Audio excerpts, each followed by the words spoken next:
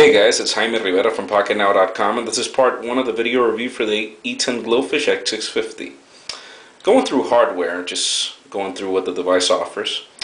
On the left side you'll see there's a volume up, volume down button with that's a voice command button, reset button. 2.5 millimeter audio jack, which 3.5 is a standard, but 2.5 is better than mini USB, and that's practically my point. You have the microphone jack at the bottom. You have a micro SD card, which also supports SDHC for high capacity. You have a mini USB port for charging, which is practically good. You have audio here, charging here, not two things at the side. Then you have a stylus here, which is collapsible, one thing I don't like. I don't like even more the fact that it doesn't stretch the stylus when you pull it out. I don't mind collapsible styluses, but I would like for that to be better. You have a camera button on the right with a turning on button, power button right here, which is good for you to grip it with your thumb trying to turn it on.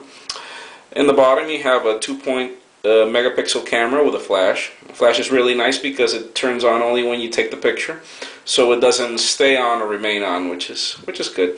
It also has a flashlight function and that keeps it on if you need it. You have a speaker right here. You have a rubberized feel at the bottom and also at the sides with a metallic sort of finish at the middle. You have a start button.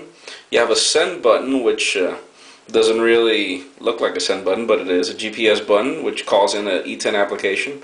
Left soft key, right soft key. You have a home button, which actually pulls in a task manager and an application manager, which is really nice. I'll show it on the software part of the review. You have a joystick control, which I must say I like better a D-pad or probably a trackball, but I'll be testing it out, see if it's really worth the benefit. And we have an end button, which has the peculiarity that if you press it once, it'll end the call, and if you leave it pressed, it also disconnects GPRS, and an OK button. Audio here, two LED lights, and at the top you have just the GPS insignia with the lanyard connection. If you compare the device with others, for example my Herald here, you'll notice they're the same size. Definitely a lot lighter. The Glofiish is a lot lighter. Definitely a lot thinner because you don't have a built-in keyboard. You compare it to the iPad, there's a very big difference. But it's as thin, which is really good. Probably one of the things I like the most about this device is the VGA screen. I must say it's definitely brilliant. 2.8-inch screen with a VGA is definitely seamless resolution. It looks beautiful. I like it. Definitely like it.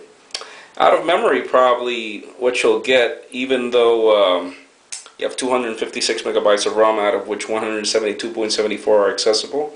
And then for program memory, you only have 64 megabytes of RAM, out of which only 47.2 are mentioned, but you actually only get 20.67, which is something I don't like about this device. It's sad about that. You have a 500 megahertz Samsung processor. You have FM stereo, and don't be confused, even though it does mention it has an FM transmitter, at least this device I got here doesn't bring it. Which is a sad part for it, but it's definitely livable. You have the Surfstar 3 GPS, which is mentioned, which is really good. Sadly, there is no GPS application added as much as what is offered by E-TEN, but you could definitely get something third-party that'll work for the device.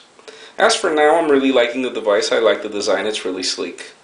Probably don't like the fact, as you'll notice there, that the battery bay doesn't fit in flush right here. There's a little separation, but nothing nobody can live with. That's pretty much for it for part 1 of our video review. I'm going to keep looking at software from now on. The thing is, this device has 24 built-in applications, so I'm practically going to have to divide it in 2 sections because there's a lot to cover. But I hope you enjoyed it for Pocketnow.com.